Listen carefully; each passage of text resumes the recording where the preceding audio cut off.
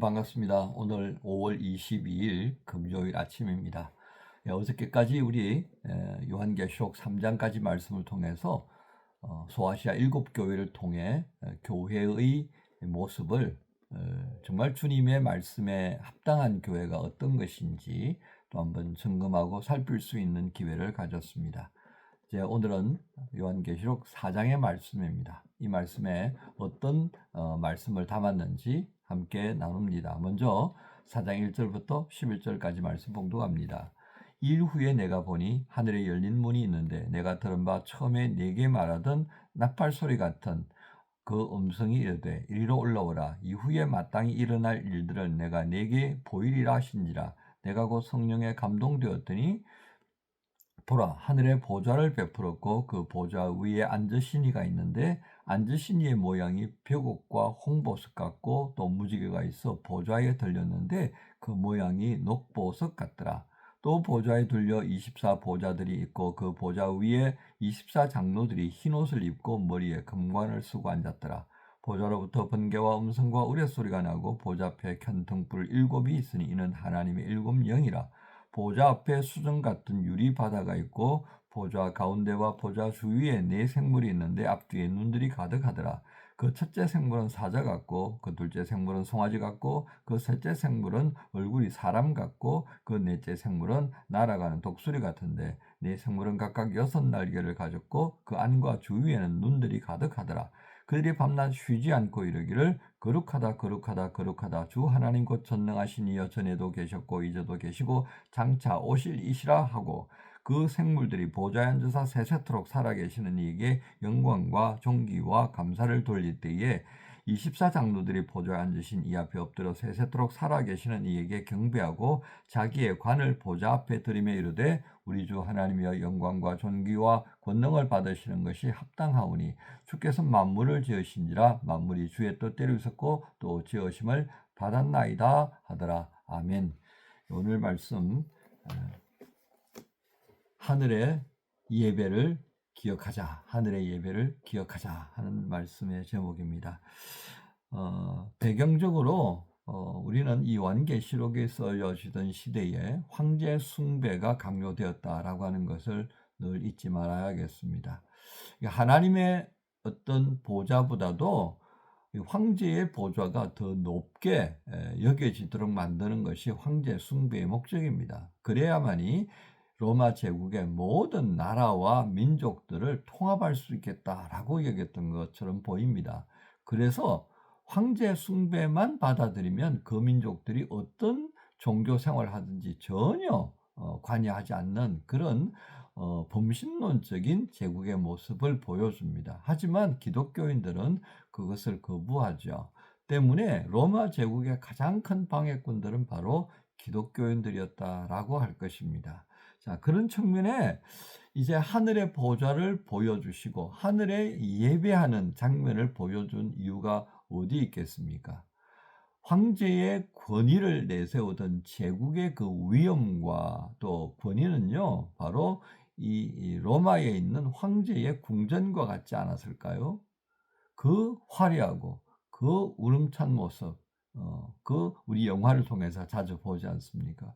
바로 그것을 압도할 만큼 어, 다 표현할 수 없는 아주 웅장하고 빛나는 그런 하늘 보좌의 모습과 함께 그 하늘에서 예배하는 장면들을 우리에게 보여주었을 때 이 장면을 본 요한 사도는 그 마음이 얼마나 큰 위로가 되었겠습니까? 또 그것을 보고 교회들에게 이 사실을 알리려고 하는 열정이 얼마나 샘솟았겠습니까? 바로 이것 때문에 오늘 주께서 사도 요한을 불러 올리시고 그리고 하늘 보좌의 모습과 그 예배하는 장면을 우리에게 보여줬다 하겠습니다. 구체적으로 어떻게 하는지를 한번 보실까요? 1절부터 3절에는 사도 요한을 거의 휴거 상태로 들어 올려서 하늘 보좌를 보게 만들어 줬다는 겁니다. 그는 이 환상적인 상황을 통하여서 그 시대에 군림하고 있던 로마 황제의 권위가 별것 아니다라고 하는 것을 보았겠죠. 그죠? 그리고 그것을 증거하는 요한은 얼마나 힘이 났겠습니까? 어려움을 겪고 있는 교회들을 향하여서 하늘 보좌를 바라보라고 담대하게 외칠 수 있는 용기가 생기지 않았겠습니까? 바로 그 장면들을 오늘 주님께서 보여주시려고 부르신 겁니다.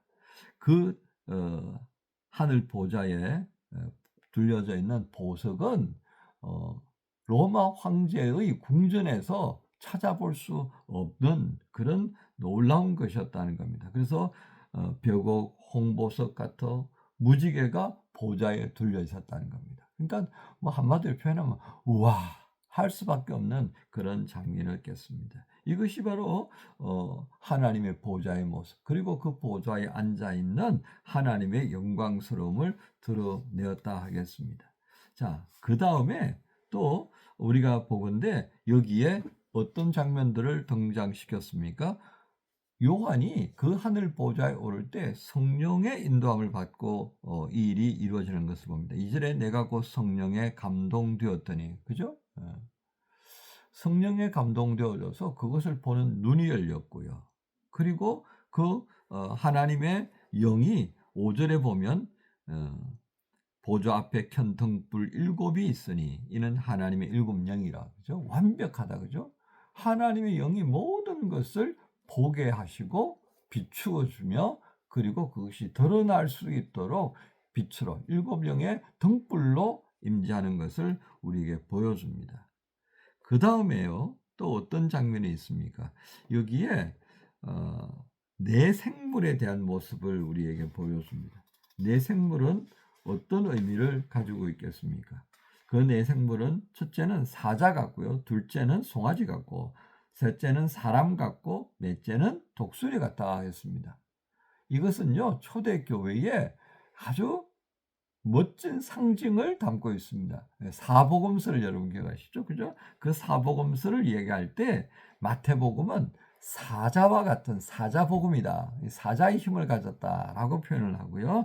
마가복음은 봉사하는, 그래서 송아지 같은 그런 모습으로 복음이 전거되고요. 그 다음에 누가복음은 사람과 같은 지혜로운 사람의 모습으로 우리에게 다가오는, 그 다음에 요한복음은 날아가는 독수리처럼 신속한 그 말씀의 능력들을 우리에게 보여주는, 그래서 이 네 생물은 사복음서를 의미한다라고 하겠습니다.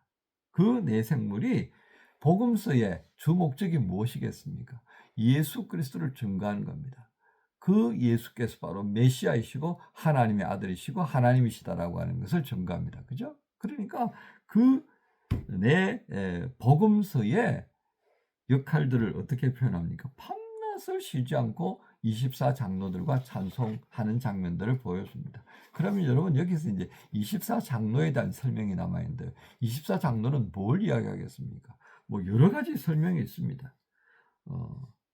뭐 구약의 12족장을 더하고 그 다음에 신약의 12제자를 더하고 뭐 이렇게 해서 24 이렇게 말하기도 합니다. 또 어떤 데에서는 구약에 제사장들 그룹이 24반차가 있어요. 이 24반차에 우두머리들이 있어가지고 그 그룹들을 이끌면서 성전에서의 봉사의 모든 직무를 순차적으로 감당하는 거죠. 그러니까 24라고 하는 이 의미는 뭐예요? 결국은 하나님의 말씀이 말씀되도록 하기 위해서 갖추어져 있는 일꾼들입니다. 그렇죠? 또 한 걸음 더 나가서 성전이 제대로 작동할 수 있도록 섬기는 하나님의 일꾼들이다. 그죠? 그러니까 우리는 어떤 의미를 갖습니까? 이 하늘 보좌에 있는 24장로라고 하는 것은 하늘 보좌에 하나님께서 계시고 그 하나님께서 뜻하신 바들을 구체적으로 이루어지도록 돕는 일꾼들, 뭐 이렇게 우리가 이해하는 것이 가장 적절하겠습니다. 뭐 이 24장로들 교회로 막 상징하고 글쎄요, 거기까지는 안 가는 게 좋겠다라고 하는 것이 이제 성경학자들의 결론인데요. 저는 어디다 초점을 두자면 24반차에 좀 두고 싶습니다. 성전이 정상적으로 작동할 수 있도록 하나님께서 아론에게 또 모세에게 24반차로 나누어서 하겠던 그 제사장들의 어떤 역할들이 있잖아요. 그죠? 바로 하늘 보좌에서도 하나님께서 이 시대의 구속사를 이루기 위하여서 맡겨진 어떤 특별한 역할들을 가지고 있는지. 자, 하지만 이들의 지금 드러나는 예외 장면에서의 모습은 어떻습니까?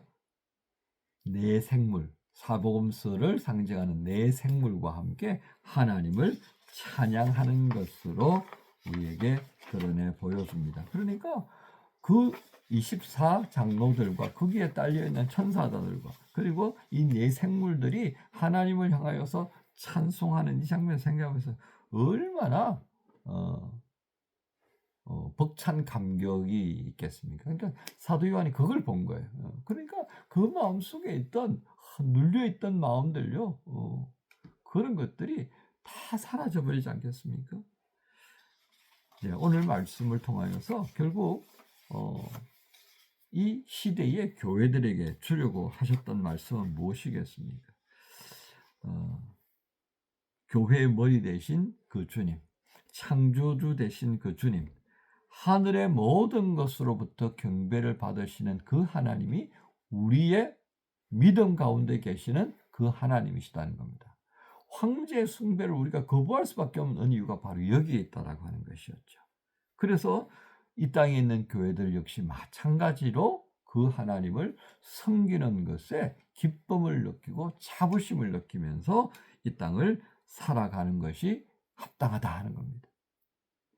여러분, 이 말씀을 우리가 들으면서요, 나는 누구인가라고 하는 물음을 초대교회가 가졌을 때 나는 하늘 보좌에 계시면서 이 땅의 황제와는 비교도 되지 않는 본의를 가지고 본능을 가지고 오늘 우리가 듣고 읽고 있는 그 말씀의 모든 것이 하나님을 찬양하는 것이고 또 그들과 함께 24장로들이 있으면서 함께 찬양하도록 예배하도록 함께하는 그 무리들의 모습을 보면서 우리도 장차 그들 속에서 함께 예배할 날을 바라보며 오늘의 이 어려움들을 이겨내자라고 하는 그런 믿음의 용기가 생겨나지 않았겠습니까? 오늘 이 말씀들을 생각하면서요, 우리가 이제 나아가야 방향이 있다면 우리는 마음을 다하고 지혜를 다하고 힘을 다하여 하나님을 사랑하는 겁니다. 그 하나님께서 보좌에 계시면서 7영, 그렇죠? 하나님의 영으로 또 그 24장로들로 그 거느리고 있는 천사들로 인하여서 하나님 우리를 도우신다는 걸 생각하십시다. 사랑하는 여러분, 한 주간을 마무리하면서 어떤 평가를 할 수 있겠습니까? 힘들었습니까? 아니면 감사할 일이 많았습니까? 힘들면서도 감사할 일이 많아서 이겨낼 수 있었습니까? 참 잘하셨습니다. 이제 오늘 금요일을 통하여서 한 주간을 쭉 평가해 보시고요. 하늘 보좌에 계시는 그 하나님을 향해서 나는 또 어떻게 예배할 것인가를 한번 또 점검해 보시면서 혹시라도 낙심된 부분이 있다면 오늘 말씀을 읽으면서 용기를 내시고 그렇게 예배하는 자로 든든히 서가는 우리 지체들 다 되시기를 주님 예수님의 이름으로 축복합니다. 주님 감사합니다. 예배하는 장면을 보여주신 하나님, 낙심되어지고 또 머뭇거리고 있던 그런 믿음의 상태들을 또 격려하시고 영원한 하나님을 향한 예배 방향성들, 그 발걸음을 멈추지 말라고 격려하고 또 인도하여 가시는 손길을 봅니다. 하나님, 한 주간을 마무리하면서 우리의 예배 대상이 되어진 그 하나님을 다시 한번 바라볼 수 있도록 인도하여 주옵소서. 감사합니다. 예수님 이름으로 기도합니다. 아멘. 나는